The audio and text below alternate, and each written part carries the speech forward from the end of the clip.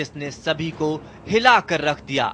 Channel one ने दिखाया कश्मीर की मीडिया में अपनी पैठ बनाने की कोशिश में जुटे कुछ ऐसे अखबारों और चैनलों के बारे में जो नमक तो खाते हैं देश का, लेकिन गुलामी करते हैं दुश्मनों की। इन चैनलों और अखबारों में आ रही खबरों से घाटी की शांति भंग होने लगी।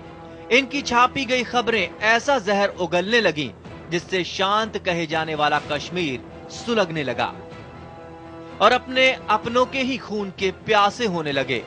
इनकी वजह से चौथा स्तंभ कहा जाने वाला मीडिया दागदार होता नजर आया। लेकिन जल्द ही जो खुलासा सामने आया उससे सच्चाई सामने आ गई और सरकार ने बिना देर किए कश्मीर के आधा दर्जन से ज्यादा चैनलों पर रोक लगा दी और कई अखबारों को नोटिस जारी कर दिए।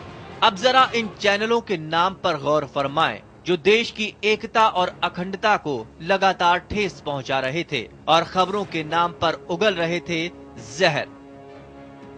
ये चैनल है SEN आवाज channel Srinagar, SEN channel Srinagar, HBN channel Pulwama, वादी टेलीविजन बारामूला और NTV चैनल बारामूला। इसके अलावा कई और चैनलों और अखबारों के नाम भी इस सूची में शामिल हैं और कुछ को सख्त लहजे में नोटिस जारी कर दिया गया है। बताया जा रहा है कि इन अखबारों और चैनलों को मिलने वाला फंड दुश्मन देश के यहां से आता है, लेकिन भारतीय मीडिया की तीसरी आंख कहा जाने वाला चैनल वन की निगाह से पाक मंसूबे छुप नहीं सके और हकीकत सबके सामने आ गई।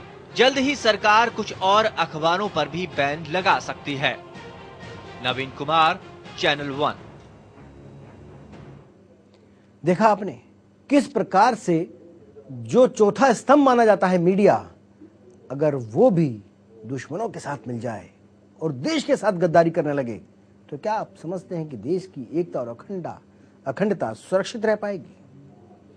लेकिन हर कोई बिकता नहीं है, कुछ बिक जाते हैं इसलिए वो अपने नहीं कहलाते और जो बिकते नहीं हैं वही राष्ट्रभक्त और देशभक्त कहलाते हैं। इस विषय पर चर्चा करने के लिए हमारे साथ स्टूडियो में मौजूद हैं वरिष्ठ पूर्व आईपीएस अधिकारी मिस्टर CS पाचा। पाचा जी, आपका बहुत बहुत स्वागत है। धन्यवाद। पाचा जी, जिस प्रकार से क्योंकि आप लंबे समय तक कश्मीर में रहे हैं जी, और आपने खुफिया विभाग को भी बहुत समय अपनी सेवाएं दी हैं, क्या लगता है आपको कि जो हालात हैं वो उन पर काबू पाने के लिए क्या तरीका होना चाहिए और वहाँ का जो लोकल मीडिया भी है जो देश की भाषा नहीं बोलता है उसके खिलाफ क्या कार्रवाई होनी चाहिए? देखिए नवीन जी, ये जो आपने किया है ये या सरकार ने भी जो किया है ये पहले हो जाना चाहिए था, क्योंकि ये सबको ये जिस तरह से इनके पास धन आता है ये कोई नई बात नहीं है। इसका ज्ञान ऐसा नहीं है कि किसी को पता नहीं था, लेकिन कार्रवाई नहीं हो रही थी। शायद कारण ये है कि जैसे आपने उसको साबित कर दिया है वो शायद कमी थी, लेकिन अगर चाहते तो पहले भी कर सकते थे। वो कहीं ना कहीं हम में, हमारी सरकार में ये कमी रही है, नरम रही है और एक उसको बड़े एक सॉफ्ट तरीके से इसको देखते रहे हैं। And it is high time it should have been done. और ये जो आग जो लगाई जा रही है और लगती रही है, इसका एक बहुत बड़ा कारण ही ये लोकल मीडिया है। तो और जिस तरह से उसको प्रेजेंट करते हैं, जिस तरह से इंडिया को या यहाँ के लोगों के बारे में जिस तरह से वहाँ के समाचार पत्रों में दिखाया जाता है, मतलब वो अपने आप में एक अलगाव पैदा करता है। वहाँ पे मैंने देखा कि जब मैंने समाचार पत्र अभी कुछ जब लास्ट विजिट में मैं गया, कुछ समाचार पत्र जब मैंने पढ़े तो उसमें गवर्नमेंट ऑर्डर में भी ये दिखाया गया जैसे साउथ कश्मीर को इस्लामाबाद का हिस्सा, अनंतनाग को इस्लामाबाद का हिस्सा, कि गवर्नमेंट अगर होम डिपार्टमेंट ने जो जैसे कि उसने लिखा as per home department issue the order of transfer postings, उसमें वो लिखते हैं कि DIG south Kashmir Islamabad has been transfer to JNK जी, और JNK से कोई SSP ट्रांसफर टू इस्लामाबाद। इस प्रकार से यानी अपने देश के हिस्से को आप पाकिस्तान का हिस्सा बताते हैं और अखबारों में बताते हैं।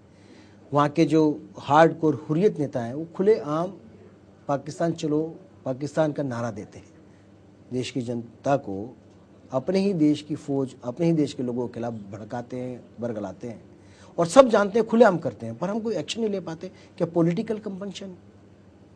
जी हाँ, ये मेरा तो ये मानना है कि ये क्यों हो रहा है या क्यों करते हैं लोग, उसके पीछे एक अगर मैं आपका थोड़ा समय लूँ तो एक ऐतिहासिक कारण है। जब से देश को आज़ादी मिली